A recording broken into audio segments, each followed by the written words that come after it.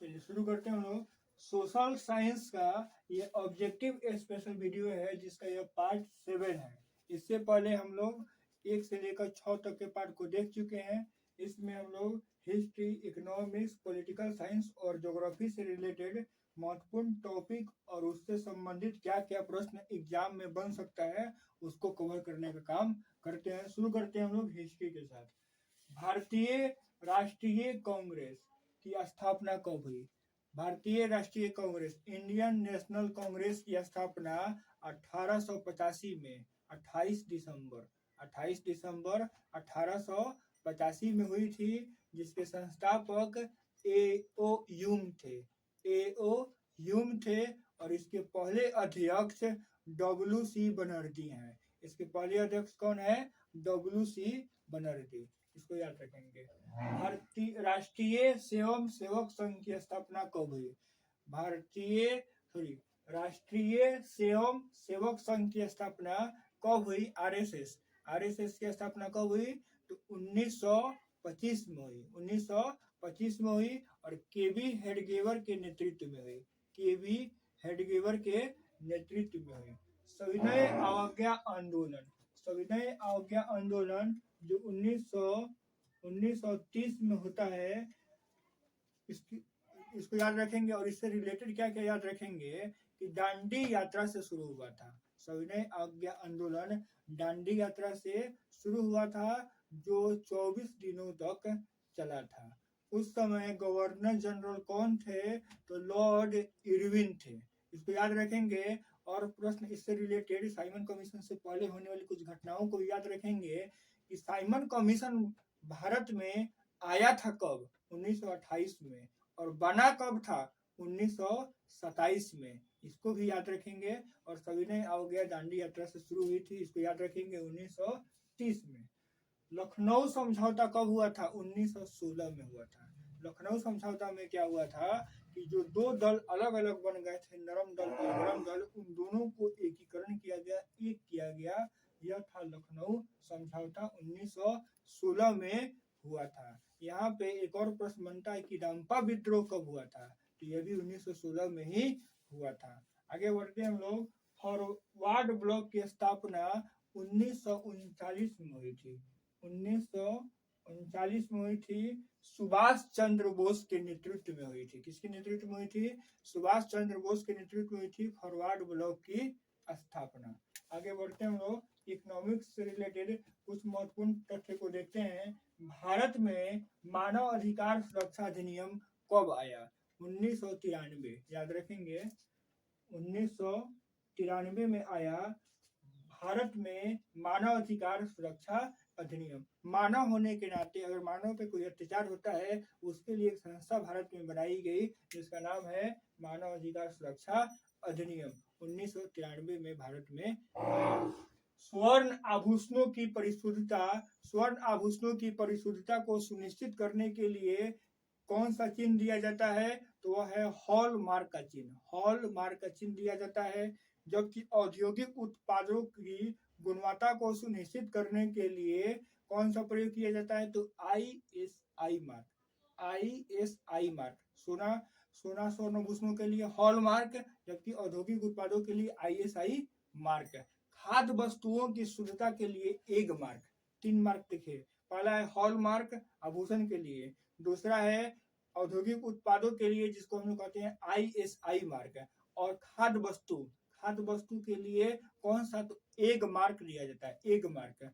और IC और इसमें जो ये उत्पाद हैं ISI चिन्ह दिए जाते हैं वो कितने उत्पादों पे? तो 1500 उत्पादों पे भी दिए, इससे भी ज्यादा उत्पादों पे दिए जा चुके हैं। 1500 से अधिक उत्पादों पे दिए जा चुके हैं।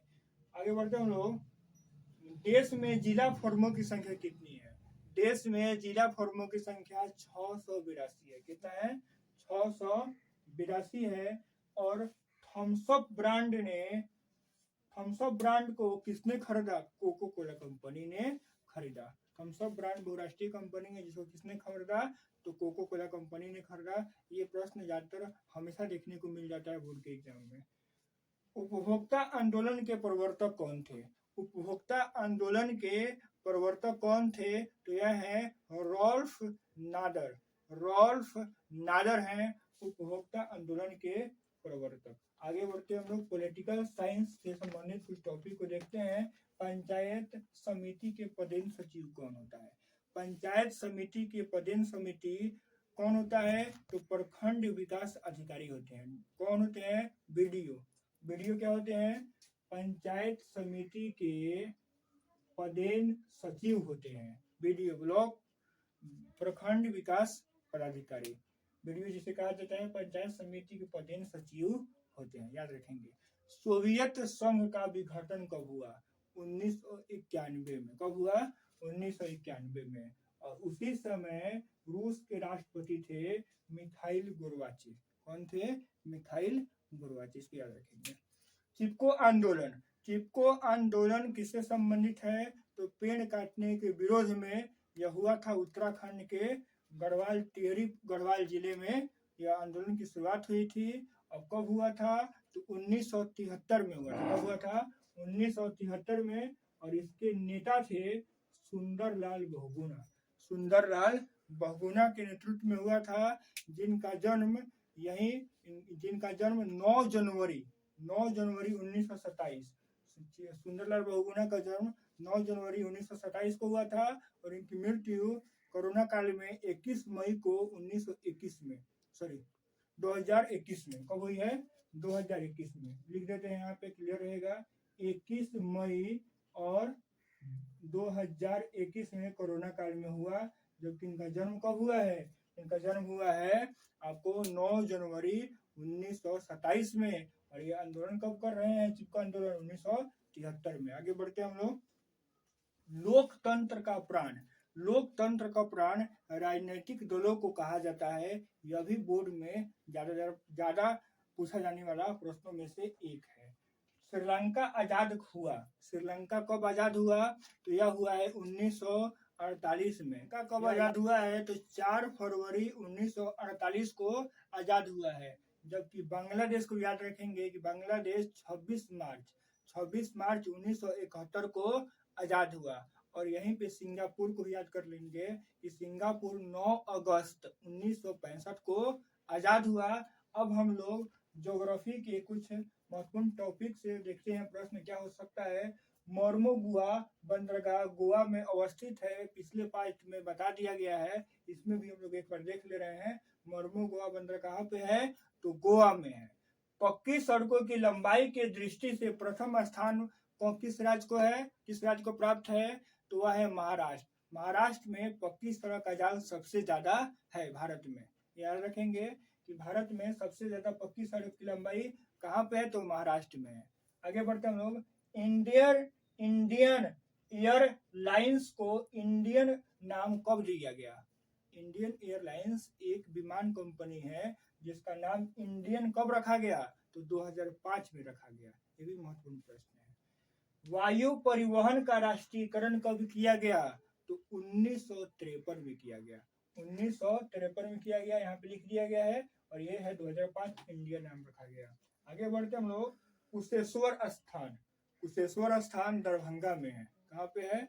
दरभंगा में है। जबकि कांवर झील बेगूसराय में है। ये दोनों कंफ्यूजन पॉइंट होता है, इसको बहुत ही शानदार तरीके से आपको याद रखना होगा कि कुशेश्वर स्थान कहाँ पे है? दरभंगा में है। और कांवर झील कहाँ पे है? तो बेगूसराय में है। ये प्रश्न हुआ ज्योग्राफी से। इस प्रकार से हम लोग ऑब्जेक्टिव स्पेशल का सोशल साइंस का यह पार्ट 7 को हम लोग क्लास 10 का पार्ट 7 कंप्लीट